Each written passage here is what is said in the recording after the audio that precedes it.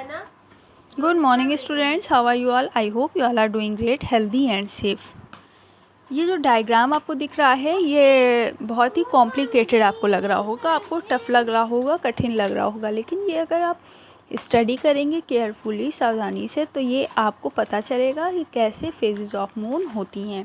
Right side पर ये देखिए क्या लिखा है, sunlight is shown coming in from the right. Sunlight जो है वो राइट साइड पर आपको दिखाई गई है और जो अर्थ है वो आपकी सेंटर पे है। देखिए सेंटर पे जो आपकी है वो अर्थ है और उसके चारों तरफ क्या है, मून है।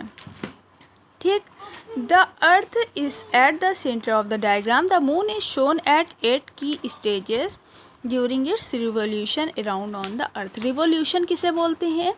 रिवोल्यूशन चारों तरफ घूमने को बोलते हैं। ये 8 स्टेजेस दिखाई गई हैं मून की, जो चारों तरफ रिवोल्यूशन जब करता है, जब चारों तरफ घूमता है तो वो किस तरह से दिखता है, हमें किस तरह से नज़र आता है। फिर आप देख सकते हैं the moon phases name are shown alongside the images. इसके चारों साइड पर जहाँ जहाँ पे आपके मून बने हैं वहाँ पे उसकी स्टेजेस के नेम भी लिखे हैं। फॉर एग्ज़ाम्पल सबसे पहला जो मून होता है जो कि दिखता नहीं है उसे बोलते हैं न्यू मून। फिर उसके बाद वैक्सिंग क्रीसेंट मून होता है जो थोड़ा सा दिखता है। ठीक है, हम लोग सिर्फ उतना ही पार्ट देख सकते हैं मून का जितना कि हमें, जितनी लाइट सनलाइट जो है मून पर पड़ती है उतना ही हम उसे देख पाते हैं। New moon is the phase when the side of the moon facing on the earth reflect no sunlight.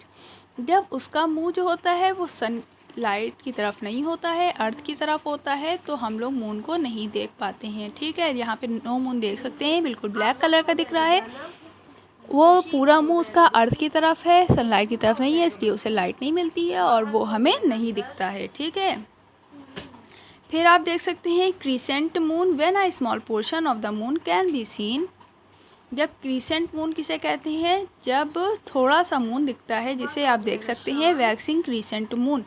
देखिए थोड़ा सा दिख रहा है, जब इसे थोड़ी सनलाइट मिलती है तो थोड़ा सा ये चमकता है, थोड़ा सा हमें ये दिखता है, तो इसे वैक्सिंग क्रीसेंट मून बोलते हैं। फिर उसके बाद देखिए हाफ मून। हाफ मून जो होता है जब 90 एंगल पर होता है, आधा सन की तरफ होता है, आधा अर्थ की तरफ होता है, तो जो सन की तरफ होता है आधा वो चमकता है और हमें आधा मून दिखाई पड़ता है, उसे बोलते हैं first quarter half moon. Okay, फिर उसके बाद आप देख सकते हैं गिबस मून आता है। ठीक है, गिबस मून जो होता है वो एक ऐसी फेज है जब हाफ मून जो होता है वो हो, जो हाफ से ज़्यादा मून होता है वो हमें दिखता है और थोड़ा सा हमें नहीं दिखता है। You can see here waxing gibbous moon, जिसमें आधे से ज़्यादा पार्ट हमें दिख रहा है और थोड़ा सा पार्ट जो अर्थ की तरफ है वो हम नहीं देख पा रहे हैं। ठीक है, फिर गिबस मून के बाद आपका फुल मून आता है जिसमें हम पूरा चाँद देख सकते हैं। फिर जब मून अपीयर होता है तो इसे वैक्सिंग बोलते हैं। ठीक है, जब मून बढ़ने लगता है तो उसे वैक्सिंग बोलते हैं और जब मून घटने लगता है तो उसे वेनिंग बोलते हैं। यू कैन सी हियर, देखिए ऊपर वाले को ऊपर बढ़ती हुई फॉर्म में है, पहले नहीं था, फिर थोड़ा सा हुआ, फिर बढ़ा, फिर उससे भी ज़्यादा बढ़ गया, फिर उससे भी ज़्यादा बढ़ गया। ये कंडीशन जो है ये वैक्सिंग में आएंगी क्योंकि इसमें मून बढ़ रहा है। फिर नीचे की तरफ आप देखिए तो नीचे की तरफ मून घटने लगा है तो इसे वेनिंग बोलेंगे। ठीक, फुल मून था, फिर उससे कम हुआ तो वेनिंग हो गई, वेनिंग की बस मून, फिर उससे कम हुआ तो 3 क्वार्टर हाफ मून, फिर उससे कम हुआ तो वेनिंग क्रीसेंट मून, फिर उससे कम हुआ तो ख़त्म हो गया। ठीक है, तो घटती हुई कंडीशन को वेनिंग बोलते हैं और बढ़ती हुई कंडीशन को वैक्सिंग बोलते हैं।